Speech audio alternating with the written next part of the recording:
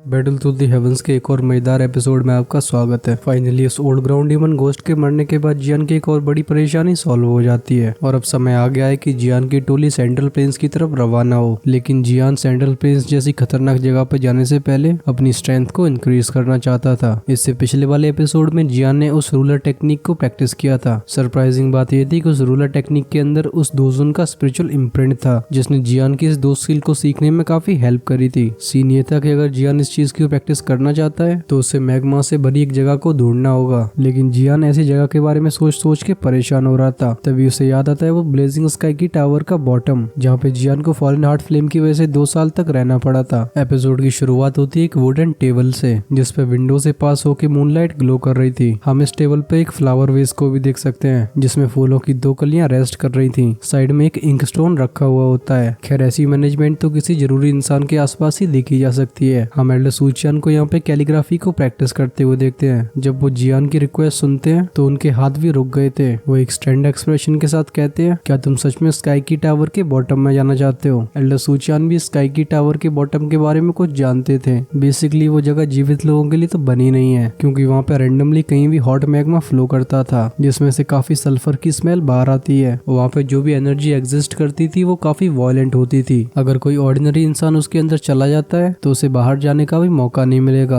Elder सूचियान ने ये कभी नहीं सोचा था कि जियान उनसे ऐसी रिक्वेस्ट करेगा। जब जियान एल्डर सूचियान का ये एक्सप्रेशन देखता है तो वो भी काफी ज्यादा एम्बेरेस्ड फील कर रहा था। वो अपना सिर खुजाते हुए कहते हैं कि मैं उस जगह पे कुछ समय के लिए रह चुका हूँ जिस वजह से मुझे वहाँ की सिचुएशन के बारे में अच्छे से पता है। भले ही वो जगह बहुत ही ज्यादा वायलेंट हो लेकिन वो जगह एकदम नेक्स्ट लेवल की फायर एनर्जी को कंटेन करती है। मैंने इतनी प्योर फायर एफिनिटी एनर्जी कहीं नहीं देखी और तो और वो वाइल्ड और वायलेंट फायर एनर्जी मुझे कोई नुकसान नहीं पहुंचा सकती है क्योंकि वो फॉलन हार्ट फ्लेम का बर्थ प्लेस है। करेंटली मैं फॉलन हार्ट फ्लेम को अच्छे से रिफाइन कर चुका हूँ, इस वजह से मुझे वहाँ पे कोई परेशानी होनी नहीं चाहिए। जियान की एक्सप्लेनेशन सुन के एल्डर सूचियान थोड़े से सीरियस हो जाते हैं। वो कैलीग्राफी वाले ब्रश को साइड में रख के थोड़ा सा ध्यान से सोचने लगे थे। फिर वो जब दोबारा से जियान के उस एक्सप्रेशन को देखते हैं जहाँ पे वो बिल्कुल ना सुनने के लिए तैयार नहीं था तो एल्डर सूचियान भी यहाँ पे नॉड ही कर सकते थे। वो कहते हैं कि ठीक है, अगर तो वहाँ पे जाना ही चाहते हो तो मैं भी तुम्हें नहीं रोकूंगा, लेकिन उससे पहले मैं तुम्हें वार्न करना चाहता हूँ। तुम उस मैग्मा वर्ल्ड को जितना काम समझते हो वो उतना है नहीं। अगर वहाँ पे कोई भी चीज सस्पिशियस होती है तो तुम्हें फटाक से वहाँ से वापस आना होगा। मैं इनर अकेडमी के कुछ एल्डर्स को एंट्रेंस को गार्ड करने के लिए बोलूंगा। जब एल्डर सूचियान की मंजूरी मिल जाती है तो जियान भी काफी खुश हो गया था। वो अपने दोनों हाथ कप करके कहता है, first elder thank you very much. जियान के इस बिहेवियर को देख के एल्डर सूचियान बस अपना सिर हिला सकते थे। वो कहते हैं कि लड़के तुझे रूल्स के मुताबिक कभी चलना नहीं आता। जिसके बाद वो अपनी चेयर से खड़े होकर बाहर की तरफ जाने लगे थे और ऑफ कोर्स हमारा जियान उनके पीछे था। उस स्टडी रूम से बाहर आने के बाद एल्डर सूचियान और जियान इस एल्डर्स के एरिया से बाहर जाने लगते हैं। इनर अकेडमी में थोड़ा सा आगे चलने के बाद उनके सामने आ गया था ब्लेजिंग स्काई की टावर जिसका एक बड़ा सा सेक्शन जमीन से अलग ही उठा हुआ था। जब जियान दोबारा से कई सालों के बाद इस ब्लेजिंग स्काई की टावर में एंटर करता है तो वो सच में काफी ज्यादा नॉस्टैल्जिक फील कर रहा था। जियान सोचता है जब वो पहली बार यहाँ पे एंटर हुआ था तब वो कल्टिवेशन वर्ल्ड में पैर रखने वाला एक नोविस था जो कि जैसे तैसे करके इस इनर अकेडमी में एंटर हुआ था। लेकिन अब जियान को एक एक्सपर्ट लेवल कंसिडर किया जा सकता है। एटलीस्ट इस ब्लैक कॉर्नर रीजन में बहुत ही कम लोग होंगे जो जियान से कंपेरेबल हैं। करेंटली फॉलन हार्ट फ्लेम के एग्जॉस्ट होने की वजह से ब्लेजिंग स्काई की टावर में लोगों का आना जाना भी काफी कम हो गया था। अभी यहाँ पे इतनी बड़ी जगह पे बस कुछ ही फिगर्स दिखाई दे रहे थे। खासकर अब जो लोग यहाँ पे ट्रेनिंग करते हैं उन्हें यहाँ का शांत माहौल काफी पसंद आता है। ऑफ कोर्स इसका एक और फैक्टर था, वो ये कि भले ही फॉलन हार्ट फ्लेम एग्जॉस्ट हो चुकी हो लेकिन ब्लेजिंग स्काई की टावर के बॉटम के मैग्मा की वजह से यहाँ पे फायर एफिनिटी काफी ज्यादा खतरनाक थी और ऐसी फायर एफिनिटी एनर्जी को बाहर देखना बहुत ही मुश्किल है। अब भले ही उस मैग्मा से निकलती हुई फायर एनर्जी को 1000 फीट से ज्यादा के थिकनेस वाले ग्राउंड ने आइसोलेट कर रखा हो लेकिन फिर भी जैसे तैसे करके कुछ एनर्जी यहाँ पे आ जाती थी। इस वजह से जो भी फायर एफिनिटी ची मेथड को यूज करते थे उनके लिए ब्लेजिंग स्काई की टावर अभी भी एक अच्छा ट्रेनिंग ग्राउंड था। जियान और सूचियान फर्स्ट लेवल पे ज्यादा देर तक नहीं रुकते हैं। थोड़ी सी चारों तरफ नजर डालने के बाद उनका टारगेट था बॉटम ग्राउंड। जब वो नीचे जाते हैं तो यहाँ पे कई ट्रेनिंग कर रहे स्टूडेंट्स उनसे मिलते हैं। करेंटली सारे स्टूडेंट्स के दिलों में जियान की पोजीशन बहुत हाई हो चुकी थी। खासकर जियान की उस ओल्ड ग्राउंड डीमन घोस्ट की फाइट की वजह से जियान अब सबके दिलों का राजा बन चुका था। अब क्योंकि जियान और सूचियान को यहाँ पे कोई रोकने वाला नहीं था तो उन्हें इस ब्लेजिंग स्काई की टावर के बॉटम में जाने के लिए बस 10 मिनट लगते हैं। पहले फॉलन हार्ट फ्लेम के एरप्ट होने की वजह से ब्लेजिंग स्काई की टावर के बॉटम के गेट्स एकदम लॉक्ड थे। जब जियान ने फॉलन हार्ट फ्लेम को सबड्यू कर लिया था तो इसके बॉटम डिफेंसेस भी पहले की तरह स्ट्रॉन्ग नहीं रह जाते हैं, पर फिर भी वो एक भी बार ओपन नहीं हुए थे। जब फर्स्ट एल्डर सूचियान इस बड़े से मेटल डोर के बड़े से मेटल लॉक को खोल देते हैं तो फिर उनका ध्यान जाता है जियान की तरफ। एल्डर सूचियान सूचान कहते हैं कि भले ही फॉलन हार्ट फ्लेम के ना मौजूद होने की वजह से हमें काफी परेशानी हो रही हो, लेकिन इस कंडीशन ने हमारे दिल को काफी सुकून भी पहुंचाया है, क्योंकि पास्ट में हमें हमेशा ये चिंता लगी रहती थी कि ये फॉलन हार्ट फ्लेम कभी भी इरप्ट हो सकती है, जिसकी वजह से हम कभी भी चैन की सांस नहीं ले पाए। वो जियान की तरफ देखते हुए एक स्माइल के साथ कहते हैं, तो फिर उस चीज को सबड्यू करने के बाद तुमने हमें बड़े ट्रबल से भी बचा लिया है। एल्डर सूचियान के ये बात सुन के जियान हल्के से नोड कर देता है। वो जानता था कि एल्डर सूचियान उसे कंफर्ट कर रहे हैं, जिससे वो गिल्टी फ्री होकर आराम से ट्रेन कर सके।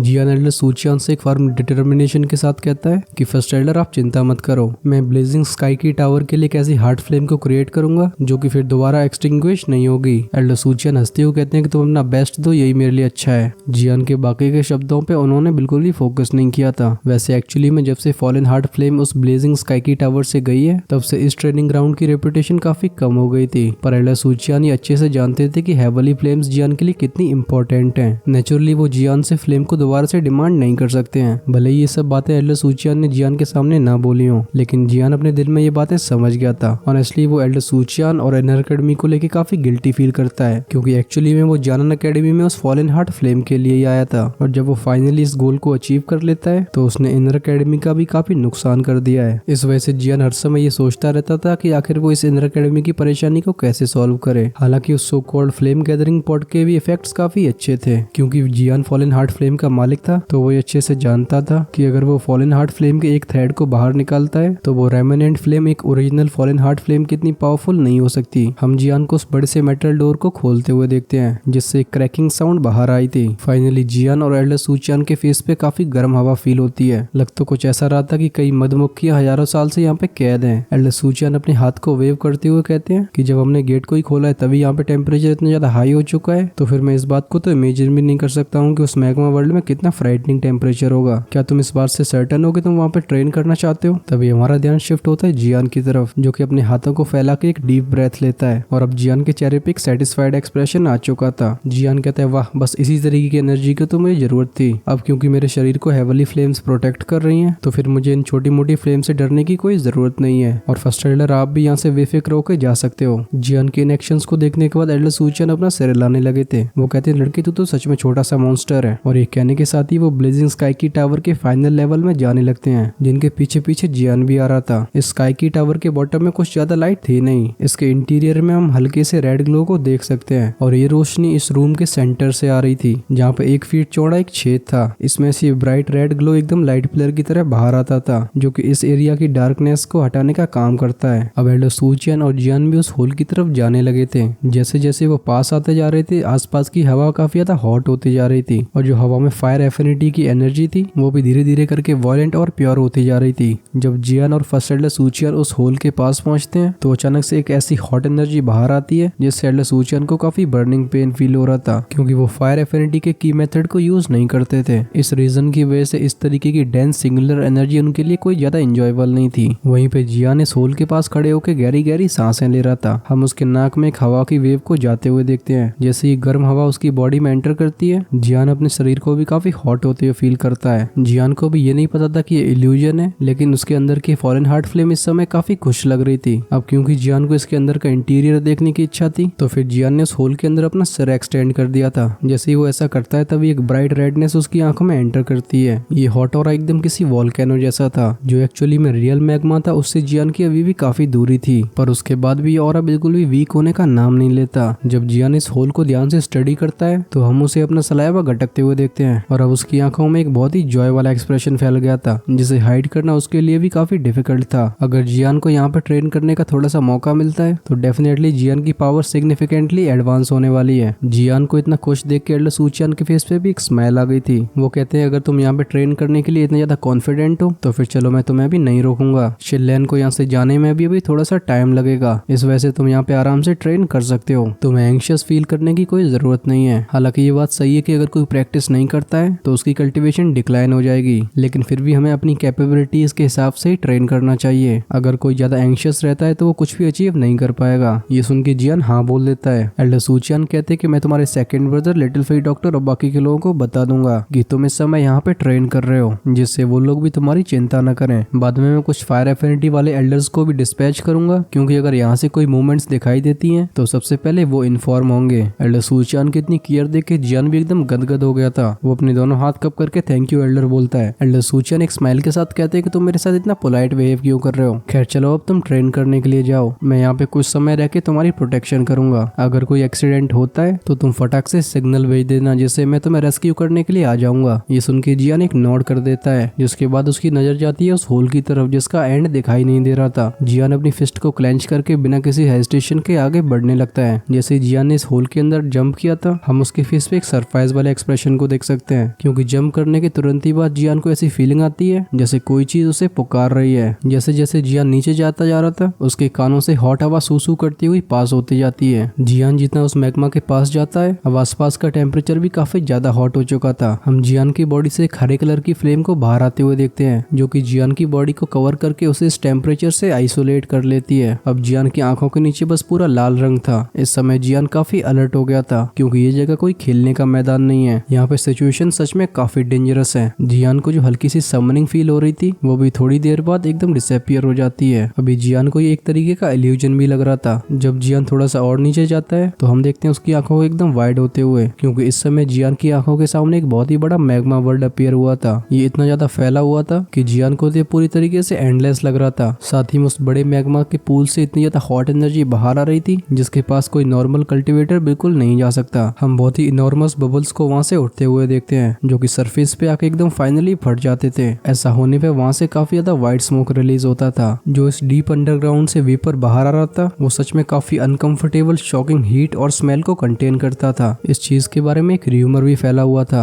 र्यूमर के मुताबिक इसे फायर पॉइजन कहा जाता है। अगर कोई कल्टीवेटर इसे अब्सॉर्ब कर लेता है तो सच में उसके लिए काफी बड़ी परेशानी खड़ी हो सकती है। तभी जियान के एक थॉट के साथ ही उसके जेट लाइक बोन विंग्स फैल जाते हैं। जैसे जियान इन बोन विंग्स को फ्लैप करता है, अब इस मैग्मा वर्ल्ड में भी उसका शरीर थोड़ा सा स्टेबलाइज हो गया था। जियान हवा में सस्पेंड होकर चारों तरफ काफी कॉशियस नजरों से देख रहा था। ये मैग्मा वर्ल्ड बिल्कुल सेम वैसा ही था जैसा जियान ने इसे छोड़ा था, जिसका सिंपल मीनिंग ये है कि यहाँ पे किसी लाइफ का नामो निशान नहीं है। बस यहाँ पे उन बड़े बड़े बबल्स के फूटने के साउंड आते रहते थे। और जो मैग्मा था ये तो काफी ज्यादा विस्कस था। ओवरऑल इस जगह की हर एक चीज काफी साइलेंट फीलिंग दे रही थी। अगर कोई भी इंसान यहाँ पे कुछ समय के लिए रह लेता है तो फिर उसका कैरेक्टर इस तरीके से बदलेगा कि शायद उसे भीड़ से नफरत ही हो जाए। अच्छी बात यह है कि जियान जब यहाँ पे आया था तब वो ऑलरेडी एक बड़े स्लम्बर में चला गया था। मतलब ये कह रहा है कि जियान यहाँ पे कॉन्शियस नहीं था, क्योंकि अगर जियान को यहाँ पे जागते हुए समय बिताना पड़ता तो सच में ये माहौल उसके लिए इंड्योर करना काफी मुश्किल हो जाता। इस बात को सोचने के बाद जियान भी काफी रिलीव्ड फील करता है। जब पूरी इन्वेस्टिगेशन के बाद जियान को यहाँ पे कुछ गलत नहीं दिखाई देता तो वो फाइनली अपने विंग्स को फ्लैप करके एक माउंटेन के साइड में आ गया था। हम देखते हैं जियान की हैवी ज़्वान रूलर को उसके हाथ में आते हुए, जिसके बाद उसकी कलाइयों ने मूव करना शुरू कर दिया था। सामने के मैग्मा में हम करीब 10 फीट लार्ज होल को अपीयर होते हुए देखते हैं। ये कुछ ऐसा लग रहा था जैसे किसी ने एक माउंटेन वॉल बना दी हो। फाइनली जियान अपनी ग्लेज लोटस फ्लेम की वजह से इस जगह पे फटाक से एक छोटी सी केव को क्रिएट कर देता है। ये करने के तुरंत ही बाद जियान उस 6 जॉइंट बॉडी फ्लोइंग रूलर को प्रैक्टिस नहीं करता, बल्कि जियान उस केव के अंदर एकदम क्रॉस सीटेड पोजीशन पे बैठ गया था। फाइनली वो अपनी आंखें बंद करके ट्रेनिंग स्टेट में एंटर कर जाता है। जैसे जियान अपनी ट्रेनिंग कंडीशन में एंटर होता है, हम उसके सराउंडिंग स्पेस को काफी इंटेंसली फ्लक्चुएट होते हुए देखते हैं। और अब चारों तरफ से काफी ब्राइट रेड एनर्जी इकट्ठी होने लगी थी, जो कि फाइनली जियान के शरीर की तरफ आने लगती है। जैसे ही हॉट एनर्जी जियान की बॉडी में एंटर होती है, हम उसकी उन बंद आंखों को खुलते हुए देखते हैं। इस समय जियान के फेस पे खुशी का माहौल और एक सोलमनेस दोनों ही थी, क्योंकि जिस लेवल पे यहाँ पे एनर्जी भरी हुई है उसने जियान के एक्सपेक्टेशंस को क्रॉस कर दिया था। साथ ही में यहाँ की एनर्जी की वाइल्डनेस ने भी जियान के होश उड़ा दिए थे। अगर यहाँ से कोई ज्यादा एनर्जी को अब्सॉर्ब कर लेता है तो फिर उसका पूरा कैरेक्टर ही बहुत ही जल्दी बदल जाएगा। खासकर इस तरीके के चेंज को जियान बिल्कुल भी बर्दाश्त नहीं कर सकता था, भले इसके बदले में जियान को काफी स्पीड से ट्रेनिंग करने का मौका मिल रहा हो। जियान एक स्माइल के साथ कहता है कि अच्छी बात है, मैं पहले से प्रिपेयर्ड होके आया हूँ। जैसे ही वो अपनी चुटकी बजाता है, हम एक हरे कलर की फ्लेम को बहुत ही तेज से राइज होते हुए देखते हैं। और अब फाइनली इस फ्लेम क्लस्टर ने उसके हाथ को कवर कर लिया था। जब ये फ्लेम जियान के एक हाथ में अपीयर हो चुकी थी तो जियान ने भी अपने दूसरे हाथ से चुटकी बजा दी थी, जिसके बाद उसके सामने कई आइटम्स अपीयर होते हैं। जियान के मेंटल कंट्रोल की वजह से ये आइटम्स उसके सामने फ्लोट कर रहे थे। इन सारे के सारे आइटम्स में एक बात बहुत कॉमन थी, क्योंकि ये सारे आइटम्स एकदम कोल्ड एयर को पोजेस करते थे। कोई भी अच्छी नजर वाला ये बता देगा कि ये आइटम या तो वाटर टाइप एनर्जी को कंटेन करते हैं या फिर आइस टाइप को। जियान भी इनकी तरफ रैंडमली देख के अपने हाथ को घुमा देता है, जिसपे इनमें से कुछ आइटम्स आ जाते हैं। करेंटली जियान एक लेवल 6 का जेन्युइन एल्केमिस्ट था। एक बार मास्टर याओलाओ ने जियान को बताया था कि वो अपने पाम को एक कल्ड्रन की तरह यूज कर सकता है, जिससे वो मनचाही जड़ी बूटियों को रिफाइन कर पाएगा। जियान की खतरनाक स्पिरिचुअल स्ट्रेंथ की वजह से ये सारे के सारे कोल्ड एफिनिटी वाले आइटम्स रिफाइन होना शुरू हो जाते हैं। और अब एक कोल्ड थिक व्हाइट लिक्विड उसके सामने सामने आ गया था।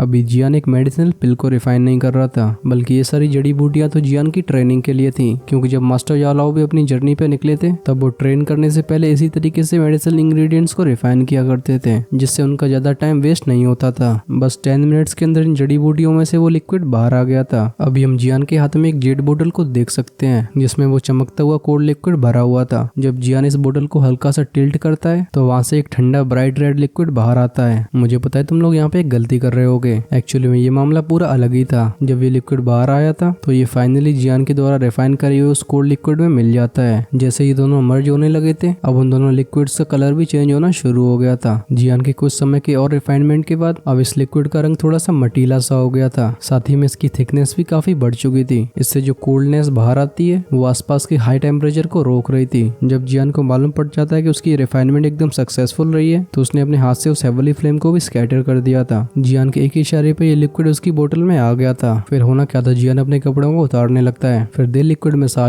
मसाज। जब पूरी तरीके से लिक्विड जियान की बॉडी में फैल गया था तो जियान के शरीर में एक आइसी कोल्ड फीलिंग फैलने लगती है। हॉट टेम्परेचर से जियान की स्किन जो लाल पड़ चुकी थी अब वो भी एकदम आइसी कोल्ड हो जाती है। सच में ये कोल्डनेस इतनी ज्यादा थी कि हम जियान को एकदम कांपते हुए देखते हैं। एक्चुअली में यही कंडीशन जियान चाहता भी था। इस वजह से जियान दोबारा से अपनी ट्रेनिंग कंडीशन में एंटर कर जाता है और अब पहले की तरीके से दोबारा से वो सारी एनर्जी जियान की तरफ बढ़ने लगी थी। फर्क बस इतना था कि ये फायरी और एनर्जी जियान की बॉडी से इससे पहले टकरा पाती, इसे उस आइसी कोल्ड सरफेस का सामना करना पड़ता है। हम अभी हीट और कोल्डनेस को एक दूसरे से कोलाइड होते हुए देखते हैं। इस वाइल्ड हॉट एनर्जी की वजह से जो उस कोल्ड सरफेस से मेडिसिन स्ट्रेंथ थी वो भी रिजॉल्व होने लगती है। इन सिंपल टर्म्स ये एक दूसरे को कैंसिल करने लगे थे, पर इस चूहे बिल्ली के खेल में जियान को सबसे बड़ा फायदा मिल रहा था। अब उसकी बॉडी में काफी प्योर एनर्जी एंटर करती है। अब जियान इस एनर्जी को जब सेंस करता है तो इसका वो वॉलेंट नेचर काफी ज्यादा वीक हो चुका था। हम उसे एक सेटिस्फेक्शन के साथ नॉड करते हुए देखते हैं। फाइनली अब समय आ गया था फ्लेम मंत्रा को सर्कुलेट करने का। जियान इस फायर एफिनिटी एनर्जी को कंट्रोल करते हुए इस मंत्रा को एक्टिवेट करता है, जिससे ये पावरफुल एनर्जी द्विकीय में ट्रांसफॉर्म होकर जियान की बॉडी में अब्सॉर्ब होने लगती है। और अब जियान की बॉडी का कंटेनर भी काफी तेजी से एक्सपेंड हो रहा था। खासकर इस मैग्मा वर्ल्ड की एनर्जी की डेंसिटी जियान को एक बड़ा सरप्राइज देती है। और अब जो वो कोल्ड मेडिसिनल स्ट्रेंथ इसके वॉलेंट नेचर को कमजोर कर रही थी तो जियान भी बिना डरे इस एनर्जी को अब्सॉर्ब कर सकता था। अगर इस स्पीड के साथ जियान ट्रेन करता रहता है तो उसे ये कॉन्फिडेंस था कि वो बस 3 महीने के अंदर ही 6 स्टार 2 हुआंग में ब्रेक थ्रू कर सकता है। इस मैग्मा वर्ल्ड के अंदर जियान की पहली ट्रेनिंग कुछ लंबे समय तक लास्ट नहीं करती। करीब 1 घंटे बाद जियान ने अपनी वो बंद आंखें खोल ली थी। हम उसकी उन आंखों में से एक फायरी हीट को रिलीज होते हुए देखते हैं। साथ ही में जियान के मुंह से काफी गर्म हवा बाहर आई थी। अपनी बॉडी को एनर्जी से भरा हुआ फील करके जियान अपनी फिस्ट को क्लेंच करता है। हम उसके चेहरे पे भी एक स्माइल को देख सकते हैं। ये जगह सच में जियान के लिए काफी सूटेबल थी। जियान ने यहाँ पे बस 1 घंटा प्रैक्टिस करी थी, लेकिन वो अपनी बॉडी की द्विकी को इंक्रीज करते हुए सेंस कर पा रहा था। जैसे ही जियान की कल्टीवेशन और भी लंबे समय तक चलती रहती है, जियान का अगला एडवांसमेंट काफी ज्यादा फ्राइटनिंग होने वाला है। बस जियान का सबसे बड़ा यहाँ का इशू ये था कि ये जगह सच में काफी ज्यादा क्वाइट थी। अगर जियान लंबे समय तक यहाँ पे ट्रेन करना चाहता है तो उसे अपने अकेलेपन का ध्यान रखना ही होगा। खैर ये ट्रेनिंग तो वैसे भी एक बड़ा हैसल है। अगर कोई ऐसी पावर को पाना चाहता है जो ऑर्डिनरी लोगों के बस की बात नहीं है तो फिर उसे उन डिफिकल्टीज का सामना करना पड़ेगा जिनका सामना ऑर्डिनरी लोग नहीं कर सकते, क्योंकि बिना रीजन के यहाँ पे किसी को स्ट्रेंथ नहीं मिलती। और इस फैक्ट को जियान, जो कि काफी एक्सपीरियंस्ड हो चुका है, काफी टाइम पहले जान चुका था। इस वजह से भले ही जियान ये जानता था कि उसकी ट्रेनिंग काफी टफ होने वाली है, उसने इसे बिना हेजिटेशन के शुरू कर दिया था। फाइनली जब जियान पूरा दिन लगा के इस मैग्मा वर्ल्ड से फेमिलियर हो जाता है तो अब जियान वो 6 joint body flowing ruler technique को प्रैक्टिस करना शुरू कर देता है। ऑब्वियसली जो शुरुआती ट्रेनिंग पीरियड था वो काफी हार्ड था, क्योंकि ये 6 जॉइंट बॉडी फ्लोइंग रूलर एक हाई क्लास की टेक्निक है, तो फिर ऑफकोर्स ये थोड़ी सी डिफिकल्ट प्रैक्टिस करने में भी होने वाली है। अच्छी बात यह है कि जियान का ट्रेनिंग टैलेंट यूनिक है। साथ ही में उस स्क्रोल के अंदर जो स्पिरिचुअल इम्प्रिंट था उसने भी जियान की काफी ज्यादा हेल्प करी थी, क्योंकि ट्रेनिंग करते टाइम जियान कई गोल चक्कर खाने से बच गया था। जियान की ये ट्रेनिंग मैग्मा वर्ल्ड में कई दिनों तक चलती रहती है, जिसमें कई बार जियान को काफी डेंजर का सामना करना पड़ा था, क्योंकि कई बार मैग्मा उसकी बॉडी को बस छू के पास से निकल जाता है। अब धीरे धीरे करके जियान को इसकी ग्रेजुअली अंडरस्टैंडिंग भी हो गई थी। जितना जियान इस टेक्निक के बारे में सीखा था इसे वो उतना परफॉर्म भी कर पा रहा था। हालांकि इसे कम्प्लीटली मास्टर करने में अभी काफी टाइम बाकी है, पर इतने कम समय में इतनी अच्छी ग्रोथ भी एक अच्छा रिजल्ट है। जैसे जियान को सफिशिएंट टाइम मिलता है तो इस 6 joint body flowing ruler technique की इनिशियल मास्टरी भी कोई दूर की बात नहीं है। इस सुनसान से मैग्मा वर्ल्ड में रहने की वजह से जियान को टाइम का भी कुछ पता नहीं चल रहा था, पर जियान अपनी मेंटल कैलकुलेशन की वजह से जानता था कि उसे यहाँ पे आए 10 दिन हो चुके हैं और इन 10 दिनों में जियान को काफी ज्यादा फायदा हुआ है। अब उसकी वो 5 स्टार 2 हुआंग की स्ट्रेंथ स्टेबलाइज ही नहीं हुई है, बल्कि वो 6 joint body flowing ruler technique से और भी फेमिलियर हो गया है। साथ ही में यहाँ पे 10 दिनों तक प्रैक्टिस करने के बाद जियान इस मैग्मा वर्ल्ड से थोड़ा सा कंफर्टेबल हो जाता है। इस अडेप्टेशन के बाद जियान को वो समनिंग दोबारा से सेंस होती है, जिसे यहाँ पे एंटर करने के टाइम पे जियान ने फील किया था। खासकर इस बार जियान की सेंसेस काफी ज्यादा क्लियर थी। जब जियान उसे केयरफुली इन्वेस्टिगेट करता है तो जियान को मिलता है एक सरप्राइज, क्योंकि एक्चुअली में समनिंग उसकी फॉलन हार्ट फ्लेम के लिए थी। अब ये ब्राइट रेड मैग्मा वर्ल्ड पूरी तरीके से साइलेंट मोड में चला गया था और ये सारा का सारा मैग्मा किसी वाटर पूल की तरह रुका हुआ था। अब यहाँ पे कोई भी रिपल दिखाई नहीं दे रही थी। इस डेडली साइलेंस ने इस पूरे के पूरे मैग्मा वर्ल्ड को कवर कर रखा था। तभी अचानक से हमें सुनाई देता है एक बैंग वाला साउंड। ये डीप मफल्ड साउंड दोबारा से इस क्वाइट मैग्मा वर्ल्ड को जगा देता है। इसके तुरंत ही बाद जैसे यहाँ पे कोई चेन रिएक्शन हो गया हो, क्योंकि अब यहाँ पे मैग्मा की वेव्स क्रिएट होना शुरू हो गई थी। हम एक बहुत ही बड़ी मैग्मा वेव को बनते हुए देखते हैं, जो कि छपाक साउंड के साथ दोबारा गिर जाती है। इस बड़ी वेव की वजह से कुछ छोटी वेव्स भी क्रिएट हो गई थी। साथ ही में मैग्मा के छोटे छोटे छींटे चारों तरफ जाने लगते हैं। हम इन मैग्मा की वेव्स के बीच में एक ह्यूमन फिगर को खड़े होते हुए देखते हैं। अब इस इंसान की बॉडी को एक सफेद कलर के लिक्विड ने कवर कर रखा था। जियान अपनी हैवी जुआन रूलर को पकड़ के चारों तरफ घुमाया जा रहा था। सच में ये रूलर डांस काफी ज्यादा ब्यूटीफुल लगता है, क्योंकि ये बिल्कुल ही कंटिन्यूअस था। जो ये मैग्मा के छींटे जियान की तरफ आगे बढ़ते थे, वो इस शानदार टेक्निक को परफॉर्म कर रही हैवी जुआन रूलर में टकरा के वापस चले जाते थे। हम इन हैवी जुआन रूलर की कई आफ्टर इमेजेस को क्रिएट होता हुआ देखते हैं, जो कि सारे इनकमिंग मैग्मा फ्लो को रोकती जा रही थी। अगर यहाँ पे बैठ के कोई इस चीज को देख रहा होता तो सच में ये डिफेंस किसी को भी स्पीचलेस बना सकता था। तभी हम एक और बड़ी सी मैग्मा वेव को दोबारा से गिरते हुए देखते हैं, जो कि कुछ और वेव्स को क्रिएट करके काम डाउन हो जाती है। अभी जो फिगर इसके सेंटर पे खड़ा हुआ था, वो इतनी प्रैक्टिस करने के बाद काफी तेजी से हाँप रहा था। जब इस रूलर टेक्निक की लास्ट आफ्टर इमेज डिसअपीयर होती है तो जियान का चेहरा भी हमारी आंखों में थोड़ा सा क्लियर हो जाता है। अभी जियान के चेहरे पे एक एक्साइटमेंट और टायर्डनेस दोनों ही थे। जियान अपनी हैवी जुआन रूलर को साइड में रख के अपने पसीने को साफ करता है। एक 10 फीट बड़ी मैग्मा वेव को क्रिएट करने के लिए जो मोमेंटम चाहिए होता है वो काफी टेरिफाइंग होता है, और इन भयानक सी मैग्मा वेव्स की वजह से जियान को खतरनाक तरीके से फोकस करना पड़ रहा था, क्योंकि अगर कोई ऐसा नहीं करता है तो वो अगले ही पल में ग्रिल्ड मीट बन जाएगा। जब जियान ने अपनी ये ट्रेनिंग बंद कर दी थी तो फाइनली उसे अपने हाथ की नमनेस फील होती है। जब जियान का ध्यान नीचे जाता है तो उसे मालूम पड़ता है उसकी रूलर तो मैग्मा से कवर्ड है, और जब ये टेम्परेचर ऊपर फ्लो करता है तो जियान का हाथ भी एकदम फायरी हॉट हो गया था। अच्छी बात ये थी कि जियान के लिए छोटा सा टेम्परेचर कोई मुसीबत की बात नहीं थी, पर हम अचानक से जियान के फेस एक्सप्रेशन को थोड़ा सा सीरियस होते हुए देखते हैं, क्योंकि उस व्हाइट लिक्विड के जियान की बॉडी पे लगे होने के बाद भी उसके शरीर पे कई लाल कलर के स्पॉट्स थे। क्लियरली कुछ मैग्मा ने उस कोल्ड लिक्विड के बैरियर को ब्रेक कर दिया था। अच्छी बात ये रही कि बाकी का कोल्ड लिक्विड इसे स्प्रेड होने से रोक देता है। हालांकि यहाँ पे जियान की बॉडी को कोई सीरियस हार्म नहीं होता है, लेकिन यहाँ पे ये बात तो क्लियर हो गई थी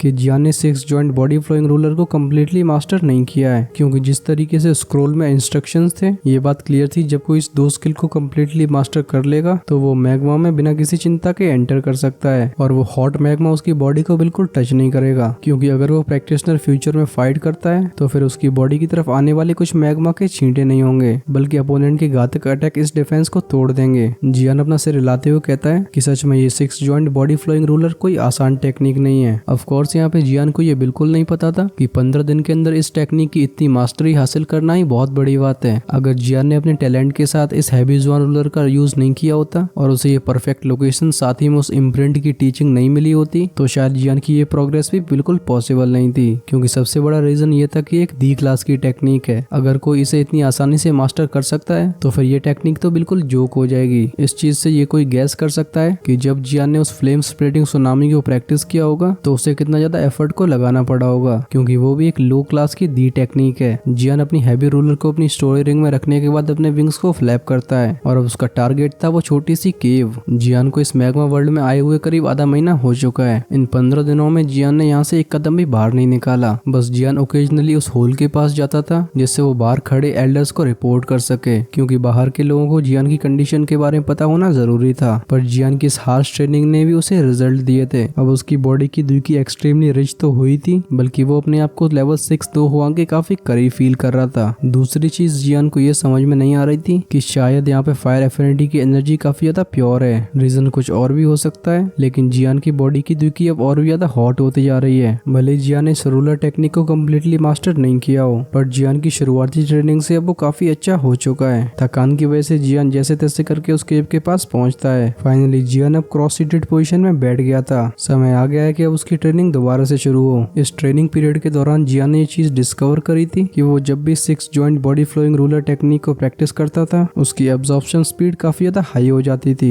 अब जियान अपने बॉडी सेल्स की हंगर को सुन पा रहा था। खासकर जब ये फायर एफिनिटी की एनर्जी जियान के बॉडी में एंटर करती थी तो जियान के सारे बॉडी पार्ट्स इसे एब्जॉर्ब करने में लग जाते थे। जब जियान अपनी पावर को बढ़ाने में इतना फोकस हो जाता है तो उसे यहाँ पे अकेलेपन के ख्याल भी बिल्कुल नहीं आते हैं। जियान जानता था कि उसे सेंट्रल प्लेन्स जाना है जो कि जामा एम्पायर और ब्लैक कॉर्नर रीजन से पूरी तरीके से अलग है, क्योंकि वहाँ पे ड्रैगन्स और टाइगर्स छुपे हुए होते हैं। जियान यहाँ पे तो अपनी स्ट्रेंथ पे रिलाई करके सरवाइव कर लेता था, लेकिन सेंट्रल प्लेन्स पे इस बात की गारंटी नहीं करी जा सकती, और स्पेशली सो कॉल्ड पिल गैदरिंग में टॉप स्पॉट को हासिल करना, आखिर ये मामला इतना आसान कैसे हो सकता है। सिर्फ पिल टावर के नाम से वहाँ पे टॉप एल्केमिस्ट इकट्ठे हो जाएंगे, और अगर किसी के पास जेन्युइन एबिलिटीज नहीं होंगी तो उसके लिए उस कंपटीशन में स्टैंड आउट करना तो बिल्कुल सपनों की बात है। भले ही मास्टर याओलाओ ने भी जियान के रिफाइनिंग टैलेंट को काफी आउटस्टैंडिंग बताया हो, पर जियान यहाँ पे कोई भी गलती नहीं कर सकता था, क्योंकि इसमें उसके मास्टर याओलाओ ने भी पार्टिसिपेट किया है। अब जियान का ये सबसे बड़ा मोटिवेशन बन चुका है। शायद ये मोटिवेशन ही जियान का सबसे बड़ा कारण था जिस वजह से वो यहाँ पे इस तरीके से ट्रेन कर पा रहा है, क्योंकि जब जियान 3000 बर्निंग फ्लेम को ऑब्टेन करेगा तभी वो अपने इस डीमन पॉइजन स्पॉट को अनडू कर पाएगा। साथ ही में वो अपने फादर और मास्टर याओलाओ को कैसे भूल सकता है। जियान की वो आंखें जिनमें काफी ज्यादा थकान दिखाई दे रही थी, अचानक से हम उनमें एक डिटरमाइंड एक्सप्रेशन को आते हुए देखते हैं।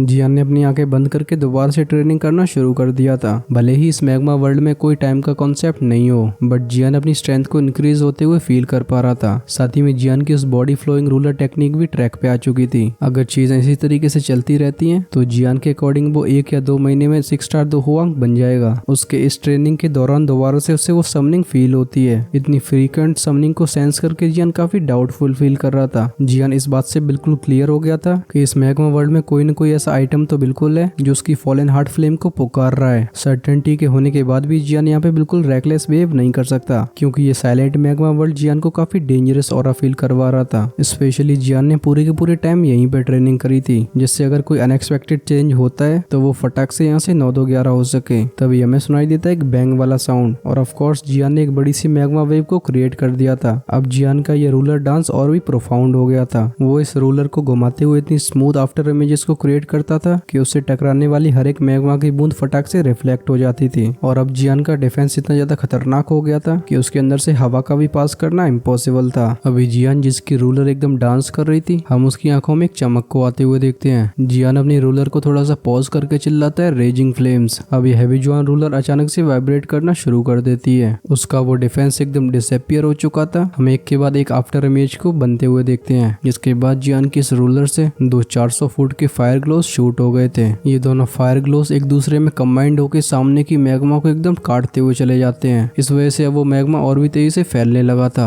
जियान फटाक से अपनी हेवली फ्लेम से बॉडी को बचाता है। इस अटैक के सक्सेसफुल होने के बाद जियान के फेस पे एक बड़ी स्माइल आ गई थी, क्योंकि जब कोई रेजिंग फ्लेम अटैक को रिलीज कर सकता है तो मतलब इस बॉडी फ्लोइंग रूलर टेक्निक की इनिशियल मास्टरी वो हासिल कर चुका है। स्पेशल बात ये थी कि ये अचीवमेंट बस 1 महीने के अंदर आई थी। शायद इस रिजल्ट को तो जियान ने अपने आप से खुद भी एक्सपेक्ट नहीं किया था। जियान एक स्माइल के साथ अपनी उस गुफा की तरफ मुड़ने वाला था, तभी हम उसके एक्सप्रेशन को अचानक से चेंज होते हुए देखते हैं। जियान फटाक से अपने सर को नीचे करके इस बॉटमलेस मैग्मा सी को देखने लगा था, क्योंकि कुछ ही समय पहले जियान इस मैग्मा वर्ल्ड के डीप रीजन के अंदर से एक समनिंग को फील कर पा रहा था, और इस बार की समनिंग स्ट्रेंथ पिछली बार से काफी स्ट्रॉन्ग है। जियान कहता है नीचे नीचे आखिर क्या है, और आखिरकार मेरी फॉलन हार्ट फ्लेम इस तरीके से रिएक्ट क्यों कर रही है। हम जियान की आंखों को थोड़ा सा फ्लिकर होते हुए देखते हैं। अब जियान इस अननोन समनिंग की वजह से काफी ज्यादा क्यूरियस हो गया था, लेकिन जियान इस अनजाने रीजन को लेकर काफी ज्यादा कॉशियस था। पर आज जियान की क्यूरियोसिटी उसे बिल्कुल चैन नहीं लेने दे रही थी। जियान कहता है शायद नीचे कोई अनएक्सपेक्टेड चीज हो सकती है, चलो एक बार रिस्क ले ही लिया जाए। तो भाई लोग इस एपिसोड में ये क्लियर हो गया कि जियान इस मैग्मा वर्ल्ड में और भी नीचे जाने वाला है, जहाँ पे बहुत ही विचित्र विचित्र से सरप्राइजेस उसका वेट कर रहे हैं। खासकर तुम इस मैग्मा वर्ल्ड वाली पूरी कहानी को काफी ध्यान से सुनना, क्योंकि फ्यूचर में तुम्हें इससे कई चीजें रिलेट करनी पड़ेंगी। फिर मुझे ये मत कहना कि भाई मैग्मा वर्ल्ड में ऐसा कब हुआ था। ऑनेस्टली स्पीकिंग मैं नेक्स्ट एपिसोड के लिए बहुत एक्साइटेड हूँ, और तुम्हारा क्या ख्याल है कमेंट्स में जरूर लिखना। साथ ही में ये बताना कि ये वाला एक्सप्लेनेशन तुम्हें कैसा लगा है। अगर तुमने इससे पिछले वाले एपिसोड को नहीं देखा है तो तुम उसे लेफ्ट साइड में क्लिक करके देख सकते हो। नेक्स्ट एपिसोड के रिलीज होती है वो आपको राइट साइड में अवेलेबल हो जाएगा, so do check that out. हम मिलते हैं वीडियो को इस बार, तब तक के लिए अपना ध्यान रखना। Tata bye bye, Ram Ram, Radhe Radhe, Hare Krishna.